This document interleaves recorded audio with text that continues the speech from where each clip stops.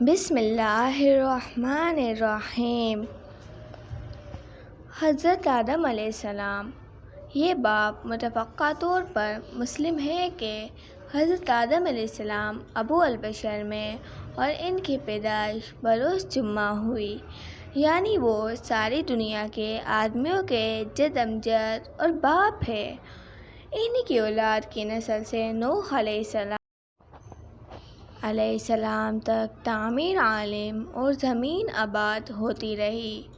یہ سب پر واضح ہے کہ حضرت آدم علیہ السلام کی تخلیق سے قبل کوئی انسان موجود نہ تھا، مگر زمین و آسمان، چاند ستارے، دریا سمندر، پہاڑ بھی اشیاء موجود تھے، مگر ان چیزوں سے مستفید ہونے والی کوئی مخلوق نہ تھی، اور وسیع عرض پر کہیں کوئی آبادی نہ تھی اور دنیا ویران تھی۔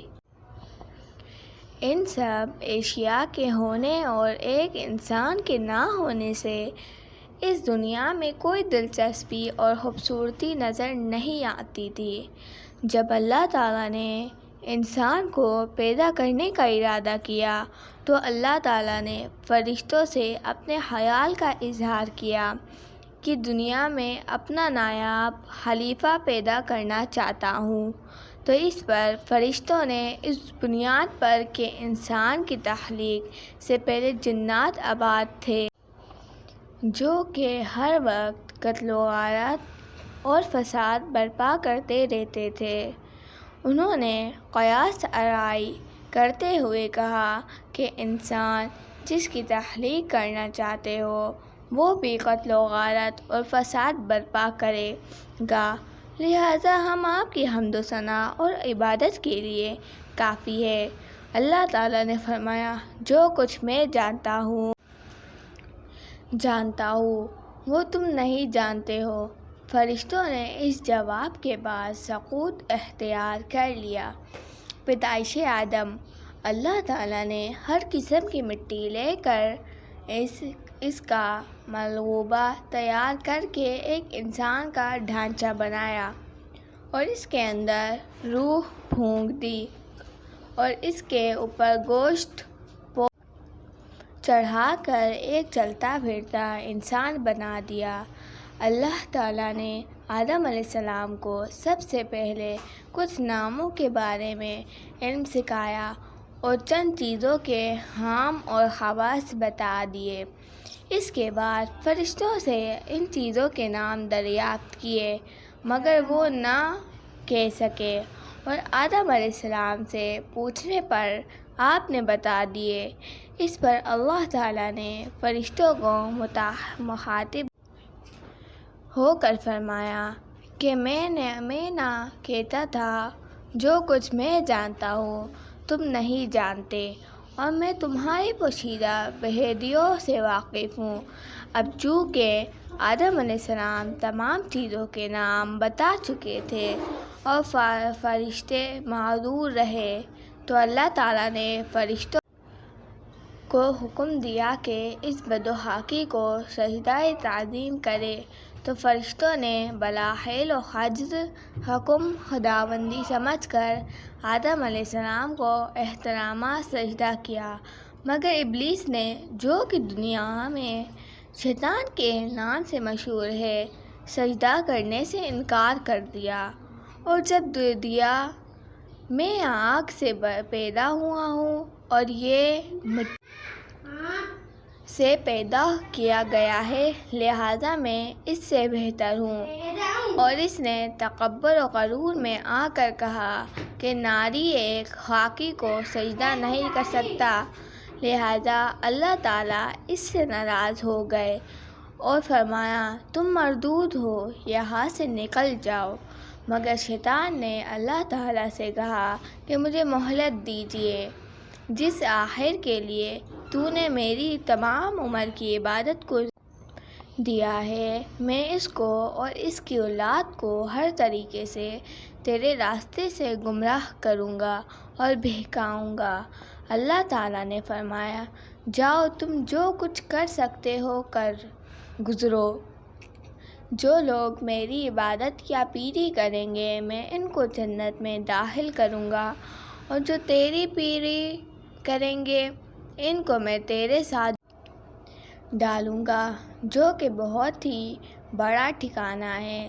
لیکن تم یاد رکھو، دنیا میں ایسے بندے بھی ہوں گے جو تیرے فریب میں نہیں آئیں گے اور اللہ تعالیٰ کی رسی کو مضبوطی سے تھامے رکھیں گے، یعنی وہ مکمل طور پر اللہ تعالیٰ کی بندگی و عبادت کریں گے اور شیطان کے بہکاوے میں نہیں آئیں گے۔ ایسے لوگ جنت کے حقدار ہوں گے، بہترین نعمتیں موجود ہیں اور جس کے نیچے مختلف قسم کی نہریں بہتی ہیں۔ اب حضرت آدم علیہ السلام کی تنہائی کی دور کرنے کے لیے اللہ تعالیٰ نے حضرت حوا کو ان کی بائی پہلی سے پیدا کر دیا اور ان دونوں کو میاں بیوی کا درجہ دیا۔ ان دونوں میاں کو حکم دیا کہ جنت میں جا کر رہو اور جو تمہارا جی چاہے کھاؤ پیو، مگر ایک خاص بات کا خیال رکھنا کہ اس فلاں درخت کے پاس نہ جانا ورنہ تم ظالموں میں شمار ہوگے۔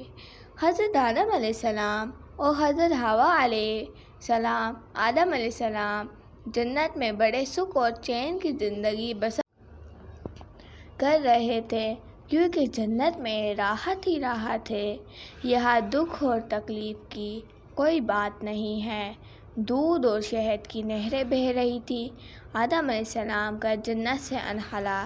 آدم علیہ السلام اور حوا آرام سے جنت میں رہ رہے تھے، مگر چونکہ اللہ تعالیٰ نے کیونکہ شیطان کو اصل میں ایک جن تھا اور اللہ تعالیٰ کی عبادت کرتے کرتے اس مقام تک پہنچا تھا، اس کو حضرت آدم کو سجدہ نہ کرنے کی وجہ سے مردود قرار دے دیا تھا، تو اس کے دل میں یہ درد لیے تھا کہ آدم حوا کیوں آرام سے زندگی بسر کر رہے ہیں اور مجھے خدا نے ان کی وجہ سے ذلیل کر کے نکالا ہے۔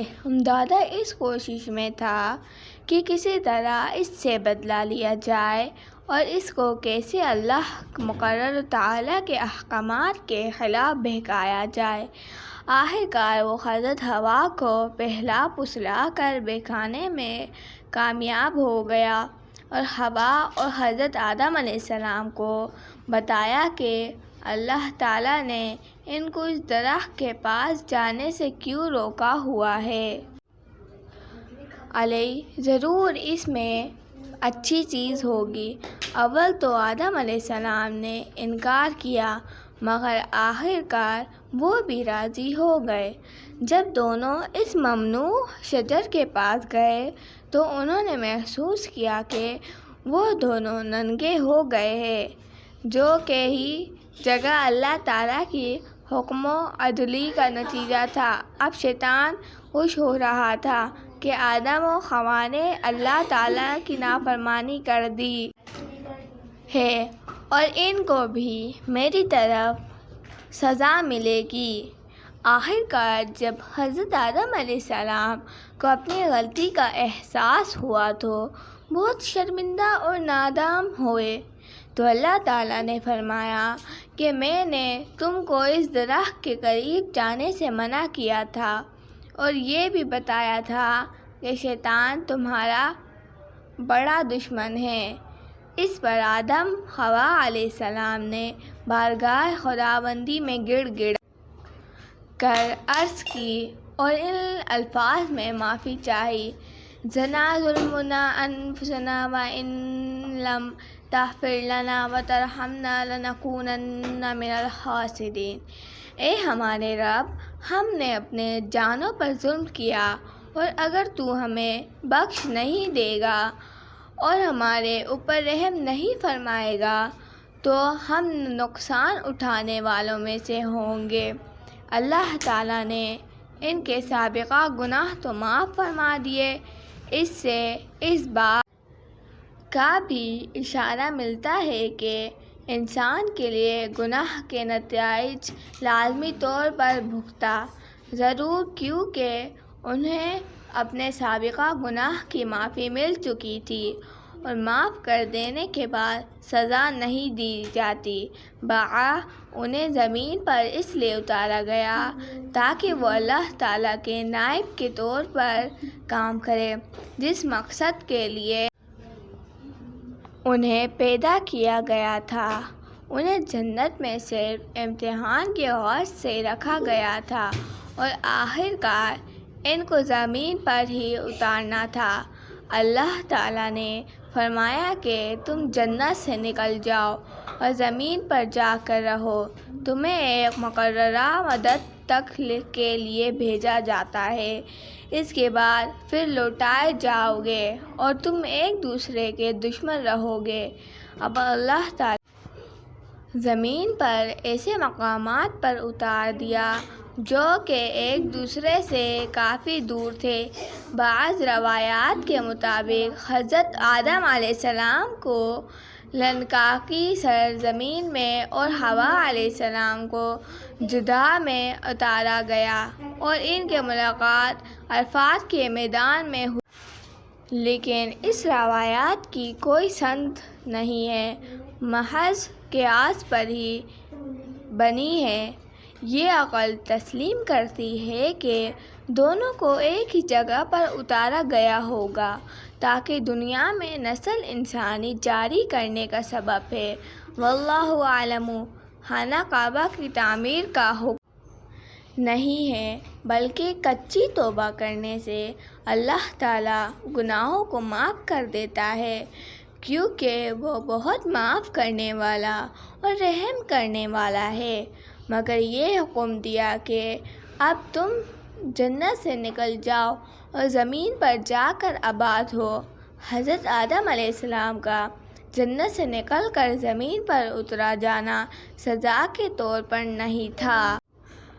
حضرت آدم علیہ السلام کو حکم ہوا کہ وہ اس دنیا پر اللہ تعالیٰ کا ایک گھر بنائے، چنانچہ آدم علیہ السلام نے خدا کے حکم سے خانہ کعبہ کی بنیاد رکھی اور حضرت شیث علیہ السلام حضرت آدم علیہ السلام کو خانہ کعبہ کی تعمیر کے لیے مٹی اور پتھر لا لا کر دیتے رہے۔ یہ وہی خانہ کعبہ ہے جہاں اب ہر سال لاکھوں مسلمان عالم حج لیے عرفات میں گئے، رات مزدلفہ میں گزاری اور پھر منی میں آئے، وہاں سے واپس آ کر طواف کعبہ کیا۔ یہ پہلا حج تھا جو آدم علیہ السلام اور حوا علیہ السلام نے خدا کے حکم سے ادا کیا تھا۔ حضرت آدم علیہ السلام اور حضرت حوا علیہ السلام پہلا انسانی جوڑا تھا جو کہ دنیا میں آیا اور دنیا کی آبادی کا باعث بنا۔ ان کی اولاد پہلی پھولی، چونکہ حضرت آدم علیہ السلام پہلے انسان تھے، اس لیے انہیں ابو البشر بھی کہا جاتا ہے، یعنی تمام انسانوں کے باپ۔ اب حضرت آدم علیہ السلام کی اولاد دنیا کے ہر خطے میں موجود ہے۔ اتنی وسیع و تذکرۃ الانبیاء دنیا میں آدم علیہ السلام کی اولاد ہر جگہ موجود ہے۔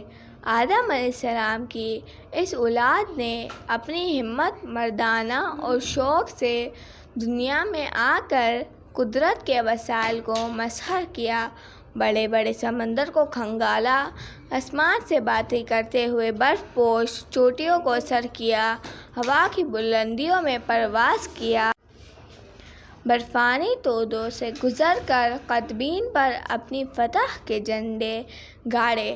یہی نہیں بلکہ اپنے خوددادہ صلاحیتوں سے جہاں دنیا کی تباہی و بربادی کے سامان مہیا کیے ہیں، وہاں دنیا والوں کے لیے راحت و عشائش کے لیے بھی بے شمار چیزیں ایجاد کیے، جس سے انسان فائدے حاصل کرتا جا رہا ہے۔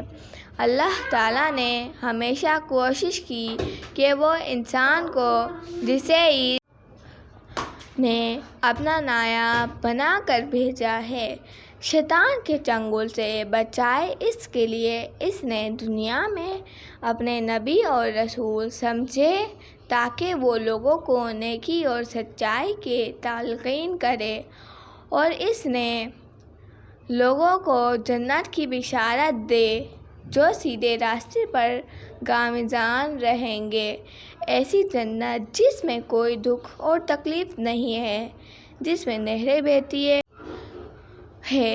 حور میں اس انسان کی خدمت کے لیے مامور ہے۔ ایسے لوگ ہی دنیا میں اشرف المخلوقات اور خدا کے نائب کہلاتے ہیں، لیکن دنیا میں ایسے لوگوں کی بھی کمی نہیں ہے جو شیطان کے پھندوں میں پھنس کر اس دنیا میں فساد برپا کرتے ہیں اور امن و امان کو تہہ کرتے ہیں۔ شیطان کے ایسے پیروکاروں کے لیے خدا نے کہا ہے کہ میں ان سے دوزخ کو بھر دوں گا۔